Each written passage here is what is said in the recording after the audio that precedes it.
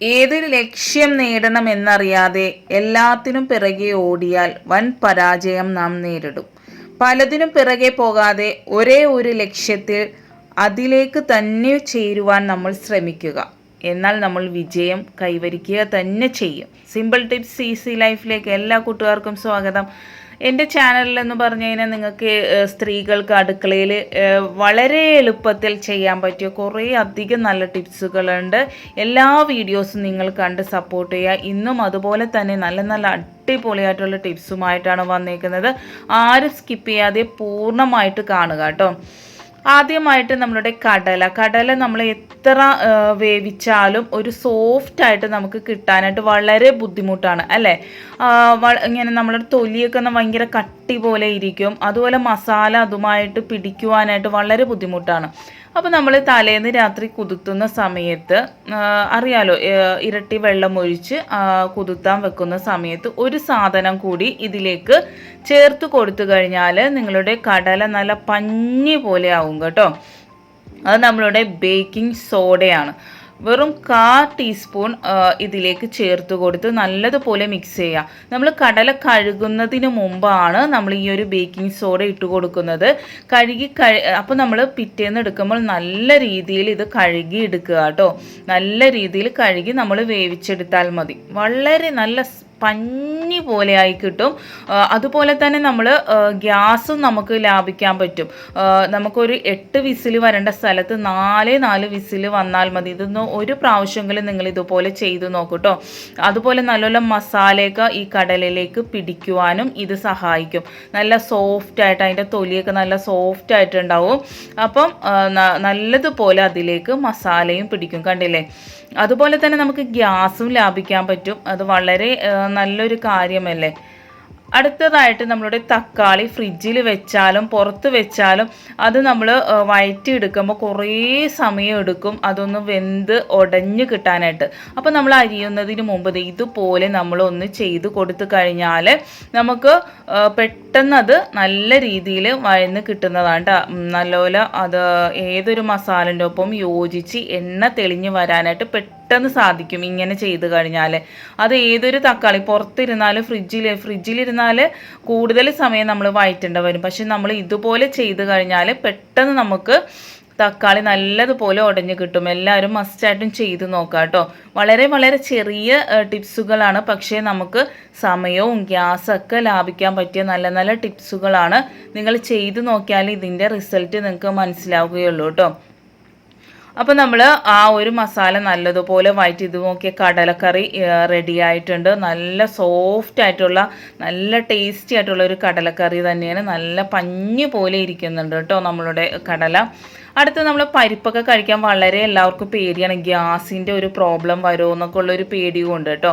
അപ്പോൾ നമ്മൾ ഇതുപോലെ നല്ലതുപോലെ കുക്കറിലാണെന്ന് വേവിക്കുന്നതെങ്കിലും നമ്മളൊന്ന് തിളച്ച് ഇതുപോലെ ഈ മേളിൽ വരുന്ന ആ പതയില്ലേ അതൊന്ന് എടുത്ത് 2-3 പ്രാവശ്യം എടുത്ത് കളഞ്ഞു കഴിഞ്ഞാൽ അതിലുള്ള നമുക്ക് വയറ്റിലുണ്ടാവുന്ന ഗ്യാസിൻ്റെ പ്രോബ്ലം ഇല്ലാതാകാനായിട്ട് സഹായിക്കും കേട്ടോ. അതിപ്പോൾ നമ്മൾ ചെമ്പിലാണെങ്കിലും കുക്കറിലാണെങ്കിലും 2-3 തിള വരുമ്പോഴത്തേക്കും ഈ ഒരു പരിപ്പിൽ നിന്നും ഇതുപോലെ ഒരു പത പോലെ വരും. അതെടുത്ത് കളയുക. അതിനോടൊപ്പം തന്നെ 2-3 വെളുത്തുള്ളി അരിഞ്ഞ് അതുകൂടി ഇട്ട് കൊടുത്താൽ ഗ്യാസിൻ്റെ യാതൊരു പ്രോബ്ലം ഉണ്ടാവില്ല കേട്ടോ. അത് നമുക്ക് ചെറുപയർ, പരിപ്പ്, കടല എന്തിലും അങ്ങനെ തന്നെയാണ്. അടുത്തായിട്ട് നമ്മളുടെ വാഷിംഗ് മെഷീൻ്റെ നമ്മൾ കുറേ ഉപയോഗിച്ച് കഴിയുമ്പോൾ അവിടെ ഒരു കറ പോലെയൊക്കെ കാണാൻ പറ്റും. മഞ്ഞക്കറയായിട്ടും ഒരു തുരുമ്പിൻ്റെ കറ പോലെയൊക്കെ ഈ വെടവിലുമൊക്കെ കാണാൻ പറ്റുമല്ലോ. അപ്പോൾ അത് നമുക്ക് വളരെ എളുപ്പത്തിൽ കളയാൻ പറ്റും. നമ്മളുടെ കോൾഗേറ്റിൻ്റെ വൈറ്റ് ടൂത്ത് പേസ്റ്റ് ഇല്ലേ, അത് ഞാനിവിടെ കാണിക്കാൻ വിട്ടു പോയിട്ടുണ്ട്. വൈറ്റ് ആയിട്ടുള്ള ടൂത്ത് പേസ്റ്റാണ് എടുത്തേക്കുന്നത്, കോൾഗേറ്റാണ് എടുത്തേക്കുന്നത്. എന്നിട്ട് നമ്മൾ എവിടേക്കാണോ കറ പോലെ പിടിച്ചിരിക്കുന്നത് ജസ്റ്റ് ഒന്ന് ഇതുപോലെ ഒന്ന് തേച്ച് കൊടുക്കുക. എന്നിട്ട് നമ്മൾ കളയാൻ വെച്ചിരിക്കുന്ന ഏതെങ്കിലും ഒരു ബ്രഷ് അല്ലെങ്കിൽ ഇതിനായിട്ടൊരു ബ്രഷ് വയ്ക്കുക. അതൊന്ന് തേച്ച് കൊടുത്താൽ എത്ര നാളായിട്ട് പിടിച്ചിരിക്കുന്ന കറയാണെങ്കിലും അത് പോയി കിട്ടും കേട്ടോ. നമ്മൾ ഇങ്ങനെയൊക്കെ നമ്മൾ തുണികൾ കഴുകുമ്പോൾ നമ്മൾ ശ്രദ്ധിക്കേണ്ട കാര്യം നമ്മൾ വാഷിംഗ് മെഷീനൊക്കെ നല്ല നീറ്റായിരിക്കണം. അല്ലെങ്കിൽ നമുക്ക് അലർജി പ്രോബ്ലം അങ്ങനെയുള്ള ബുദ്ധിമുട്ടുകളൊക്കെ വരും. കണ്ടില്ലേ, വെടവിലൊക്കെ നമുക്ക് കഴുകാനാണ് ഞാൻ ബ്രഷ് എടുത്തത് കേട്ടോ. നല്ല നീറ്റായിട്ട് കിട്ടിയിട്ടുണ്ട്. എല്ലാവരും മസ്റ്റായിട്ടും ചെയ്ത് നോക്കാം കേട്ടോ. അടുത്തായിട്ട് നമ്മൾ അലക്കി കഴിയുമ്പോൾ നമ്മൾ കംഫർട്ട് മുക്കണ സമയത്തായിരിക്കും നമ്മൾ കാണുന്നത് അത് തീർന്നു എന്ന്. അപ്പോൾ നമുക്ക് വീട്ടിൽ തന്നെ കിഡിലിനായിട്ട് ഉണ്ടാക്കാൻ പറ്റിയ ഒരു കംഫർട്ട് ആണ് കേട്ടോ ഞാൻ കാണിക്കാൻ പോകുന്നത്. അതിനൊരു 1/2 ടീസ്പൂൺ ബേക്കിംഗ് സോഡ എടുത്തിട്ടുണ്ട്. നമുക്ക് വളരെ ചിലവ് ചുരുങ്ങിയതും അതിനോടൊപ്പം തന്നെ നമ്മളുടെ തുണി നല്ല രീതിയിൽ ക്ലീൻ ആകുകയും വേർപ്പിൻ്റെ മണം ഒന്നും ഉണ്ടാവില്ല കേട്ടോ. അടുത്തായിട്ട് നമ്മൾ ഏത് ഷാമ്പു ആണെങ്കിലും നിങ്ങൾക്ക് ഉപയോഗിക്കാം. ഞാനിതിപ്പം ക്ലിനിക് പ്ലസിൻ്റെ 1 രൂപേൻ്റെ ഷാമ്പു ആണ്. അപ്പോൾ അത് നമുക്കൊരു ബഡ്ജറ്റ് ഫ്രണ്ട്ലി ആണല്ലോ, അതുകൊണ്ടാണ് നമ്മൾ മറ്റേ കോസ്റ്റ്ലി ആയിട്ടുള്ള ഷാമ്പു ഉപയോഗിക്കുന്നതിനേക്കാളും നല്ലത് ഇതുപോലെ 1 രൂപേൻ്റെ ഷാമ്പു ഉപയോഗിക്കുന്നതാണ്. എന്നിട്ട് നല്ലതുപോലെ ബേക്കിംഗ് സോഡയും ഷാമ്പുവും നല്ലതുപോലെ മിക്സ് ചെയ്യുക കേട്ടോ, കട്ടയൊന്നുമില്ലാതെ. അതിന് ശേഷം നമ്മൾ ഈ ഒരു പാത്രത്തിന് 1 പാത്രം വെള്ളം ഞാൻ ഒഴിച്ചു കൊടുക്കുന്നുണ്ട്, ഞാൻ ഇപ്പം മിക്സ് ചെയ്യുന്ന പാത്രത്തിന്. അപ്പോൾ അത് നല്ല രീതിയിൽ മിക്സാക്കി എടുക്കുക. എന്നിട്ട് നമ്മൾ ഈ ഒരു ബോട്ടിൽ നമുക്ക് സ്റ്റോർ ചെയ്ത് വയ്ക്കാം. എത്ര ദിവസം വേണമെങ്കിലും ഇരുന്നോളും. നമുക്ക് കംഫർട്ടിൻ്റെ എന്താണോ ഉപയോഗം ആ ഒരു ഉപയോഗം ഇതിന് നമുക്ക് കിട്ടും കേട്ടോ. നമ്മളുടെ ബാഡ് സ്മെൽ ഉണ്ടാവില്ല. നമ്മളിപ്പം പുറത്തൊക്കെ പോയി കഴിഞ്ഞ് വേർത്ത് കഴിഞ്ഞാൽ ഒരു ബാഡ് സ്മെൽ വരില്ല, അതൊന്നും ഉണ്ടാവില്ല. കാരണം ബേക്കിംഗ് സോഡയുണ്ട്, നമ്മളുടെ വേർപ്പിൻ്റെ മണം പുറത്തേക്ക് വരില്ല. അതുപോലെ തന്നെ തുണിക്കും നല്ലതാണ്. തുണിക്ക് നല്ല രീതിയിൽ വെളുക്കുവാനും അതുപോലെ തന്നെ നല്ലൊരു സ്മെല്ല് കിട്ടുവാനും നിങ്ങൾ 1 പ്രാവശ്യമെങ്കിലും ഇത് ചെയ്ത് നോക്കുക. നമ്മൾ കംഫർട്ട് തീർന്നു പോയി എന്ന് വിചാരിച്ച് വിഷമിക്കേണ്ട കാര്യമില്ല. ഉടനടി നമുക്ക് ഇത് ഉണ്ടാക്കി എടുക്കുവാൻ പറ്റും. ഇതൊരു 3 യൂസിന് നമുക്ക് ഉണ്ട് കേട്ടോ. ഈ ഒരു ബോട്ടിൽ നമുക്ക് 3 പ്രാവശ്യം ഉപയോഗിക്കുവാൻ സാധിക്കും. നമ്മൾ കംഫർട്ട് എങ്ങനെയാണോ ഉപയോഗിക്കുന്നത്, തുണികൾ കഴുകിയതിന് ശേഷം നമ്മൾ ലാസ്റ്റ് കംഫർട്ട് ഒഴിച്ചു കൊടുക്കുന്നത് പോലെ ഇതിലേക്ക് ഒഴിച്ചു കൊടുക്കുക. എന്നിട്ട് ജസ്റ്റ് ഒരു 5 മിനിറ്റ് കറക്കിയതിന് ശേഷം നമ്മൾ ഡ്രൈ ചെയ്ത് വിരിക്കുക കേട്ടോ. അടുത്തായിട്ട് നമ്മൾ വാഷിംഗ് മെഷീനിൽ കഴുകുമ്പോൾ വളരെ ബുദ്ധിമുട്ടായിട്ടുള്ള കാര്യമാണ് കോളറിൻ്റെ അവിടെ അഴുക്ക് പോകുക, അതുപോലെ തന്നെ യൂണിഫോം ക്ലീനിങ് എല്ലാത്തിനും ഇത്തിരി ഇത് കൂടുതലായിട്ടുള്ള അഴുക്ക് കൂടുതലായിട്ടുള്ളത് നമ്മൾ കല്ലിലിട്ട് കഴുകേണ്ട വരും. ഇനി അങ്ങനെ ചെയ്യേണ്ട കേട്ടോ.